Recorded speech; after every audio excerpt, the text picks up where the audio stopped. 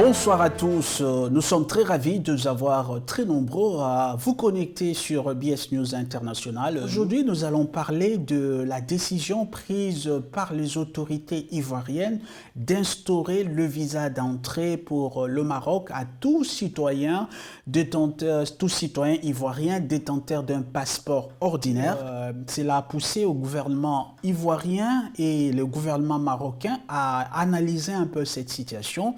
Et les deux gouvernements, ils ont constaté que la plupart de ces réfugiés se disent étant ivoiriens. Alors du côté ivoirien, les autorités ont décidé de instaurer un visa d'entrée à toute personne détenteur d'un passeport ordinaire.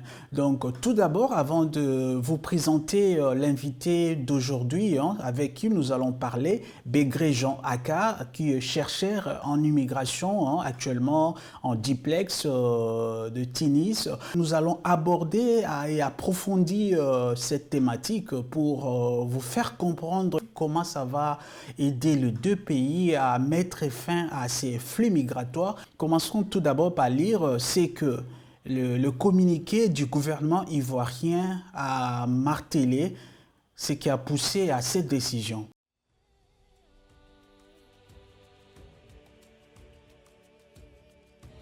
Il est porté à la connaissance de l'ensemble de la population que le gouvernement ivoirien, en concertation avec les autorités marocaines, a engagé une procédure de restauration de visa d'entrée au Maroc pour tous les détenteurs de passeports ordinaires ivoiriens pour une période expérimentale de 2 années à compter du dimanche 1er septembre 2024. En effet, face à l'afflux de migrants africains vers les côtes méditerranéennes avec pour point de transit les pays du Maghreb dont le Maroc, les états d'accueil de ces candidats à l'immigration clandestine, en collaboration avec les services compétents des ambassades ivoiriennes, ont procédé à un profilage. Il en ressort que la plupart de ces migrants clandestins sont des ressortissants étrangers qui se prévalent de la citoyenneté ivoirienne. Je disais tout à l'heure, les autorités ivoiriennes ont demandé aux autorités marocaines d'instaurer un visa d'entrée au Maroc pour toute personne détenant un passeport ordinaire comme ces passeports que vous voyez. Donc, si vous avez un passeport ordinaire, avant d'aller au Maroc, vous devrez demander un visa. Avec moi, Begré Jean Aka, en direct de Tunis, en duplex. Avec lui, nous allons aborder un peu cette thématique dont les autorités ivoiriennes ont demandé aux autorités marocaines d'instaurer le visa pour toute personne détenant ses passeports. Monsieur Begré Jean Aka, merci beaucoup de nous avoir accordé votre temps. Nous savons bien que vous êtes très pris, mais vous avez choisi ces moments pour échanger avec nous un peu votre expertise, expérience dans le domaine migratoire. Pouvez-vous un peu commencer par nous dire qu'est-ce qu'on attend par un migrant? Il faut préciser qu'il n'y a pas une définition universelle concernant un migrant. Par contre, il y a des définitions en fonction des organismes et en fonction de l'opinion publique ou des décisions politiques. Quand nous prenons la définition de l'OIM, je veux juste préciser qu'il définit un migrant en tant qu'une personne qui quitte son lieu, c'est-à-dire son pays d'origine, pour s'installer d'une manière permanente dans un autre pays, soit pour des raisons économiques ou des raisons politiques. Alors là, les autorités ivoiriennes viennent de faire une demande auprès des autorités marocaines pour instaurer le visa d'entrée au Maroc pour tout citoyen détenteur d'un passeport ordinaire. Quels sont les enjeux de cette décision? En fait, là, la décision vis-à-vis du visa entre la Côte d'Ivoire et le Maroc, tout d'abord, il faut reconnaître que c'est une réalité concernant la présence d'un grand nombre d'Ivoiriens au niveau du Maroc et en général au niveau de l'Afrique du Nord. C'est une réalité à prendre en compte et il faut saluer d'abord cette décision du gouvernement qui est une décision qui a pour objectif de non seulement régulariser, c'est-à-dire renforcer la crédibilité du passeport ivoirien et aussi défendre la sécurité nationale. Parce que d'abord, il faut reconnaître que l'identité est le lien qui lie un individu à son État. Et lorsque cette identité est bafouée, c'est tout le pays ou bien l'État qui est pointé du doigt. Alors, la question d'instaurer un visa entre la Côte d'Ivoire et le Maroc, tout d'abord, quand nous prenons l'aspect sécuritaire, et comme l'a bien précisé le communiqué qui a pour objectif de restaurer le passeport ivoirien, c'est une bonne décision et cette décision doit aller au-delà du simple fait de mettre en place un visa parce qu'il y a plusieurs facteurs qui rentrent en ligne de compte et le visa n'est pas le moyen, je peux dire, le seul moyen qui peut résoudre ce problème d'identité ou de faux passeport que détient certaines personnes qui s'identifient en tant qu'Ivoiriens au niveau du Maroc. Parce que sur les 14 000, l'enquête a démontré que peu de personnes sont des véritables Ivoiriens et en d'autres termes, la grande majorité profite de cette identité pour des raisons qui sont vraiment individuelles ou encore pour leur voyage ou leur traversée au niveau de l'Europe. Alors, à ce niveau, il faut saluer cette initiative du gouvernement, mais il faut aussi aller au-delà de ce qui pouvait être comme des conséquences vis-à-vis de l'application de cette décision entre la Côte d'Ivoire et le Maroc. Parce que quand nous prenons cette décision, nous pouvons sur le champ parler de plusieurs conséquences, nous pouvons sur le champ identifier plusieurs conséquences qui vont se présenter suite à cette décision. Et la première des choses qu'il faut mentionner, c'est que lorsque les mesures de sécurité sont renforcées au niveau des voies légales ou des voies régulières, cela engendre d'autres conséquences. Parce que la plupart des personnes qui passaient par la voie normale, c'est-à-dire l'aéroport, pour se rendre au Maroc et ensuite continuer sur l'Europe d'une manière irrégulière ou clandestine, cette, ce processus va connaître certaines difficultés et certaines retombées. Je cite, tout d'abord, le nombre de migrants ou le nombre de personnes qui passaient par l'aéroport ou par la voie normale va connaître une réduction. Et ceux qui passaient par la voie irrégulière vont connaître une croissance.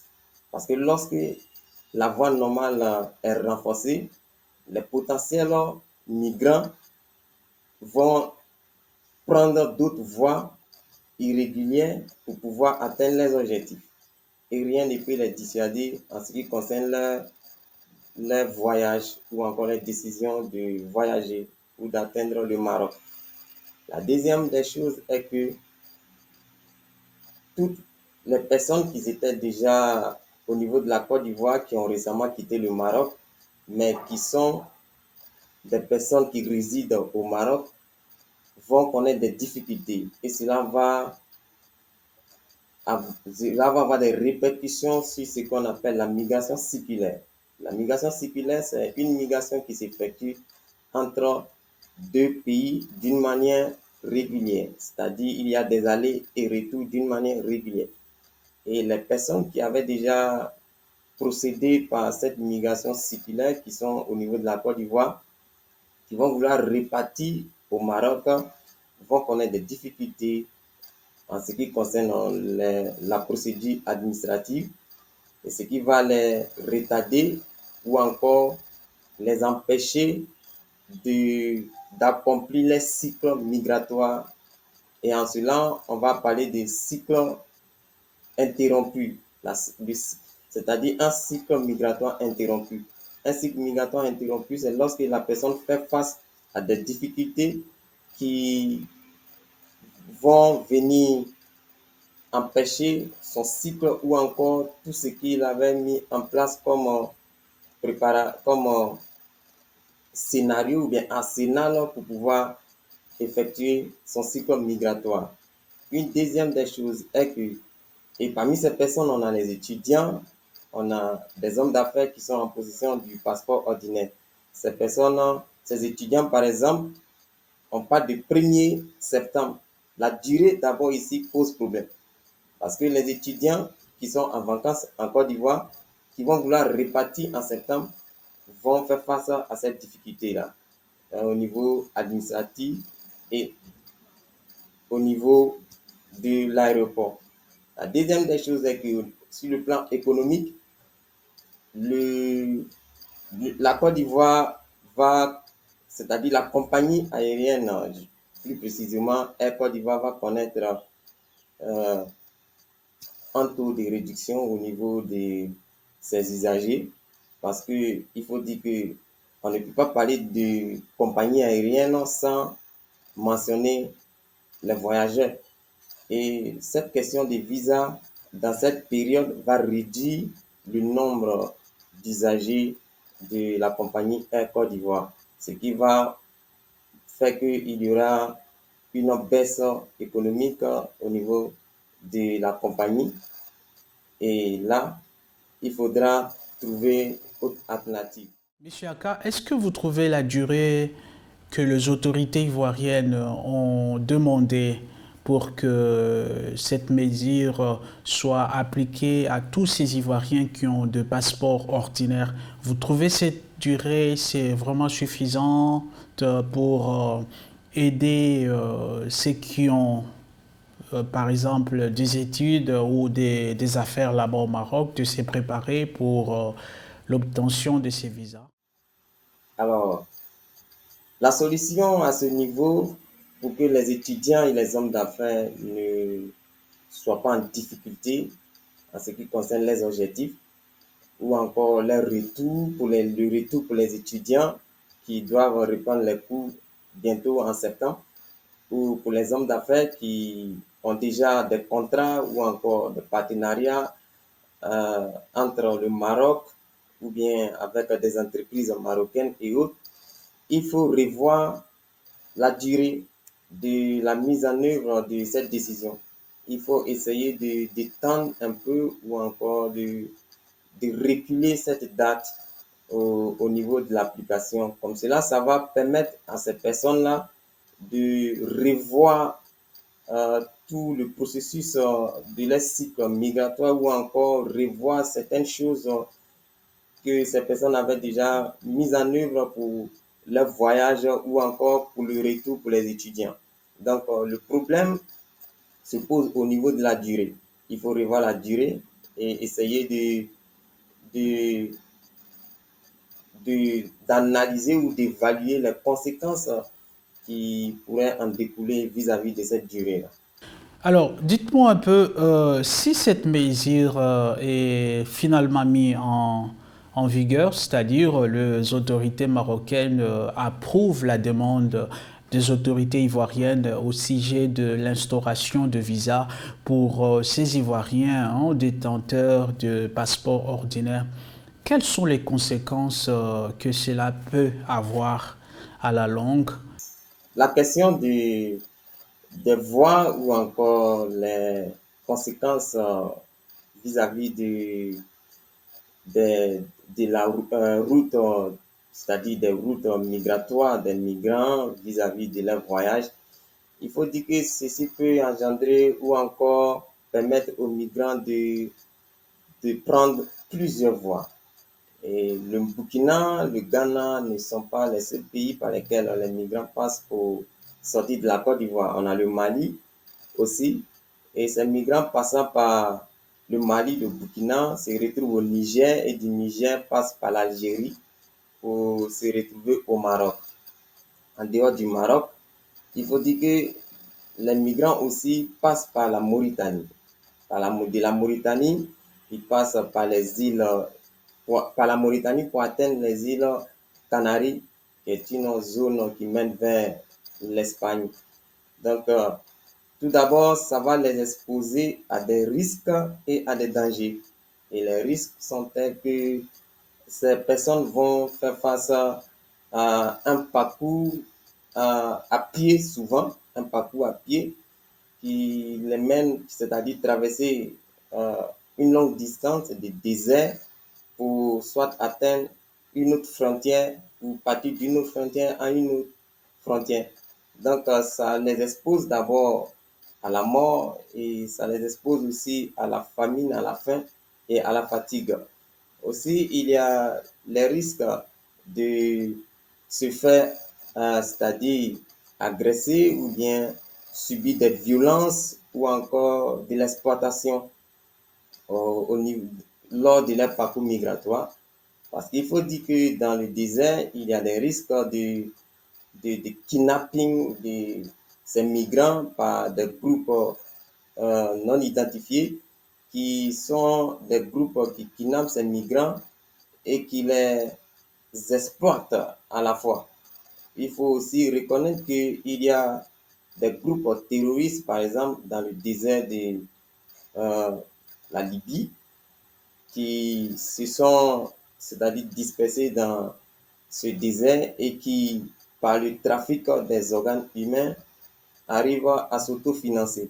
Et certains migrants subissent ces dangers ou encore font face à ces risques.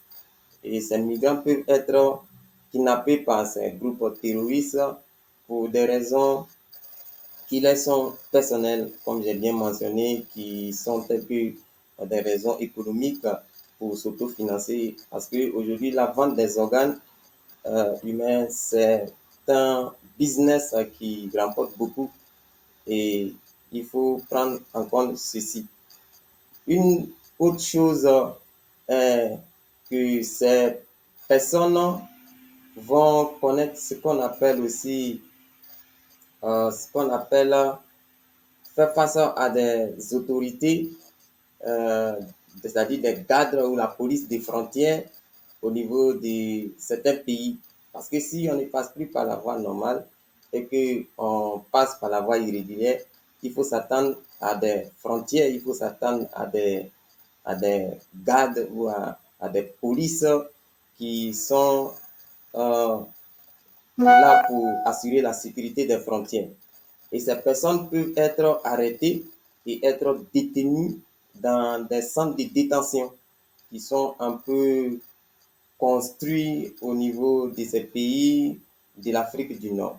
Et plusieurs personnes, plusieurs migrants font face à ces détentions où ces personnes sont détenues dans ces centres de détention et en retour, pour qu'ils soient libérés, on leur demande de payer des sommes pour leur libération. Est-ce que la vraie solution ne se retrouve pas dans la manière de contenir ces migrants pour qu'ils n'arrivent pas au Maroc, hein, au lieu d'imposer le visa ou pour le passeport ordinaire? Est-ce que les autorités, avec tout le service et aussi le démarche administrative, ne devrait pas renforcer le système pour faire de sorte que tous ces détenteurs de passeports, que ce soit des gens qui n'ont pas vraiment la nationalité ivoirienne, ou qui l'ont obtenu frauduleusement, est-ce que le gouvernement ne peut pas faire pour que le système soit renforcé pour que cela soit une solution durable?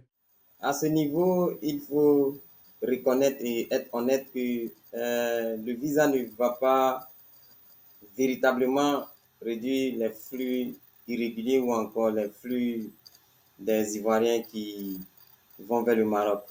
Le visa n'est qu'une petite partie de l'iceberg et ça, certes, ça fait partie des solutions pour freiner les flux, mais ce n'est pas une des solutions assez efficaces pour contrer ces flux irréguliers des Ivoiriens vers le Maroc. Ce qu'il faut faire, c'est de tout d'abord comprendre les facteurs ou encore les motivations qui poussent les migrants ou les Ivoiriens, plus précisément, à quitter leur pays pour se rendre au Maroc et ensuite traverser la Méditerranée pour l'Europe. Il y a plusieurs facteurs, que ce soit des facteurs économiques, des facteurs euh, au niveau social. Il faut essayer de comprendre ces facteurs et à la suite de cela, mettre en place des mesures qui vont viser ou encore avoir pour objectif de réduire les flux irréguliers vers l'Afrique du Nord en général, parce que le Maroc n'est pas la seule destination.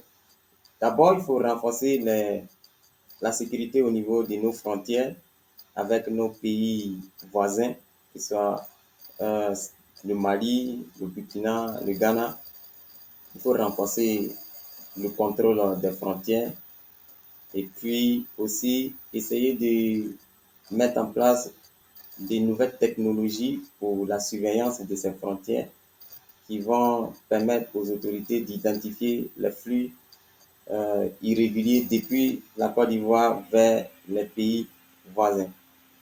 Une seconde chose est de renforcer la coopération entre ces pays voisins, que ce soit au niveau sécuritaire, afin que ces pays puissent collaborer d'une manière efficace avec la Côte d'Ivoire pour lutter contre la migration irrégulière.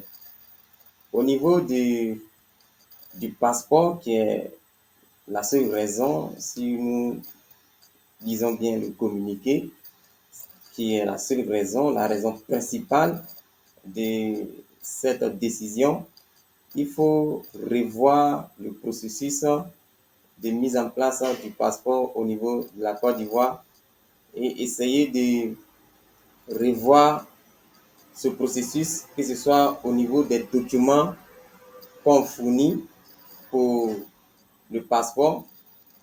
Il faut renforcer ce processus-là au niveau de l'administration. Il faut renforcer ce processus pour que des personnes qui obtiennent le passeport ivoirien d'une manière légale n'arrivent pas à véritablement être en position du passeport ivoirien. Ça, il faut veiller à cela. Au niveau des pays de destination, par exemple le Maroc, il faut, comme je disais, renforcer la coopération entre les autorités marocaines et la Côte d'Ivoire pour identifier ces personnes ou en possession de ces passeports et aussi essayer de mettre un mécanisme en place qui va véritablement identifier ou encore évaluer l'authenticité du passeport ivoirien au niveau de ces pays de destination. Il y a une chose qui est une réalité, c'est que les personnes en possession du passeport ivoirien sont souvent des personnes qui n'ont pas obtenu ce passeport depuis la Côte d'Ivoire. C'est au niveau du Maroc qu'il y a un commerce à ce niveau. Il y a des personnes qui vendent ces passeports à ces étrangers, le passeport ivoirien aux étrangers. Et là, il faut essayer de prendre cela en compte pour que l'identité ivoirienne et le passeport ivoirien ne soient pas un objet de commerce à ce niveau, surtout au niveau la, du Maroc et de l'Afrique du Nord. Ce qu'il faut aussi mettre en place, c'est d'essayer d'équiper le passeport ivoirien d'une puce électronique qui va recueillir tout ce qui est information de la personne. Et une fois la personne fait une déclaration de perte, le passeport peut être automatiquement déconnecté à distance. Parce qu'aujourd'hui, il y a des personnes qui perdent leur passeport ou encore depuis la Côte d'Ivoire, les personnes perdent leurs passeports et ces passeports sont euh, récupérés par ceux qui ramassent ces passeports et vendent ces passeports. Donc, quand la personne est en possession de ce passeport, il n'y a pas une possibilité de déconnecter le passeport ou encore d'annuler le passeport vis-à-vis de la personne qui l'aimerait ou qui aimerait utiliser ce passeport pour des raisons personnelles. Donc ça, c'est une des choses à prendre en compte. Maintenant, au niveau des flux, il y a plusieurs autres possibilités, plusieurs autres alternatives. C'est de travailler sur la vie c'est-à-dire améliorer la vie des citoyens ivoiriens depuis leur pays. Parce que la pauvreté est un facteur qui les pousse à quitter le pays. Le manque d'emploi est un facteur qui les pousse à quitter le pays. Et aussi, on a l'urbanisation aujourd'hui en Côte d'Ivoire qui est aussi un facteur qui les pousse à quitter le pays. Quand il y a par exemple des plans d'urbanisation, qu'il y a une, euh, un agenda politique en place qui a pour objectif d'améliorer ou de moderniser nos villes, il faut aussi mettre en place un autre plan qui va en même temps essayer de compenser ou encore de faire face aux dégâts. Il faut relocaliser les personnes qui sont délogées de leurs habitats et de leurs maisons. Parce qu'une personne délogée qui n'est plus en possession de ses biens est désespérée et est prête à faire face ou à accueillir toute solution qui se présente à cette personne-là. Il faut aussi essayer de créer des emplois pour la jeunesse aujourd'hui, essayer d'intégrer la jeunesse dans tous les secteurs d'activité et les secteurs professionnels pour que ces jeunes soient autonomes et soient épanouis dans leur propre pays. Et aussi lutter contre la pauvreté dans notre société qui va être, qui est l'un des facteurs comme j'ai mentionné d'ailleurs. Donc, les problèmes doivent être résolus d'abord depuis le pays d'origine et aussi penser aussi aux coopérations, comme j'ai mentionné, entre les pays voisins et les pays d'accueil. La décision finale, c'est le Maroc, hein, parce que les autorités ont demandé officieusement pour que leur demande soit accordée, mais la décision finale revient au gouvernement marocain. Est-ce que si le Maroc valide ou approuve cette demande, est-ce que cela pourra impacter aussi le Maroc? Cette décision, il faut être honnête, dans ce que nous voyons actuellement, le Maroc n'est pas le pays qui demande, c'est-à-dire la mise en place du visa.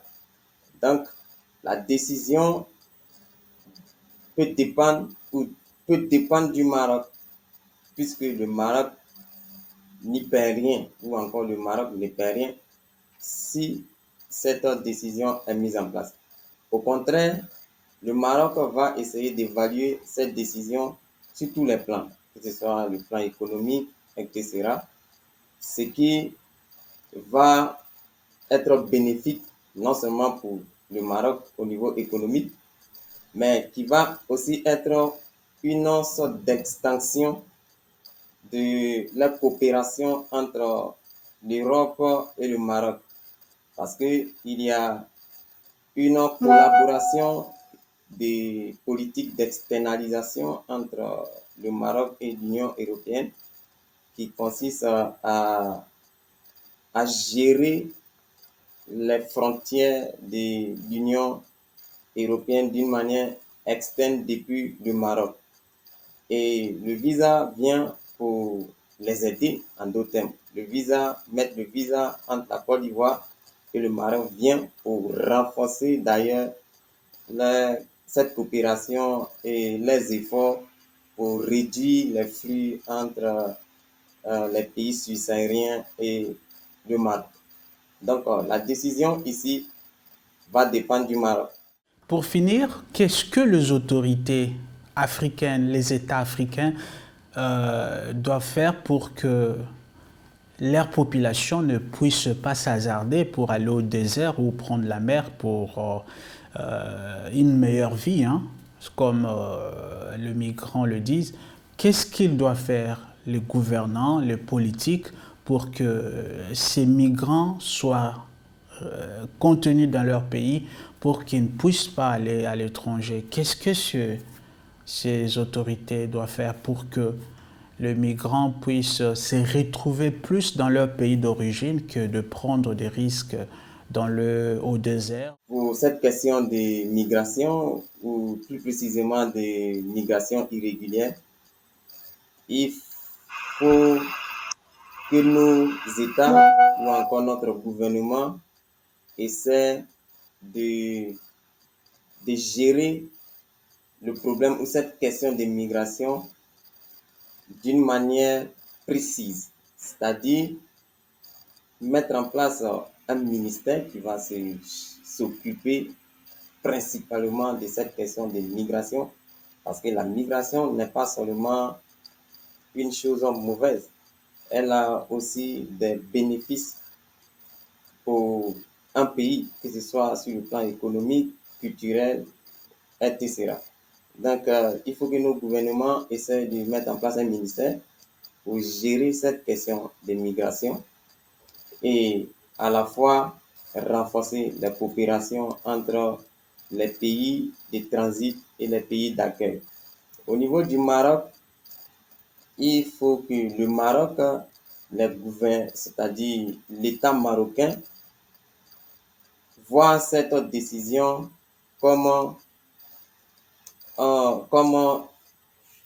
un soutien ou encore comme une doléance vis-à-vis de l'État ivoirien et de par cette décision essaie de comprendre la difficulté ou encore le challenge de notre gouvernement, c'est-à-dire l'État ivoirien, vis-à-vis de cette migration irrégulière ou de cette question des passeports et d'identité ivoirienne. Il faut que le Maroc essaie de voir cette décision sous un autre angle et collaborer au maximum ou encore aider au maximum le gouvernement ivoirien dans la lutte contre cette migration irrégulière et la réduction des flux irréguliers vers l'Europe.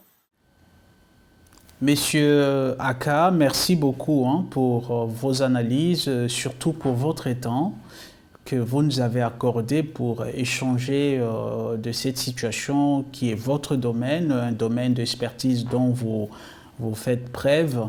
Nous vous disons merci pour avoir participé à cette émission et nous espérons vous avoir prochainement pour d'autres échanges. Chers abonnés, merci beaucoup de nous avoir suivis massivement pour cette émission. Surtout, n'oubliez pas de vous abonner et de cliquer sur la cloche de notification pour que prochainement, vous ne manquez pas nos émissions. Et nous vous disons merci et à très bientôt.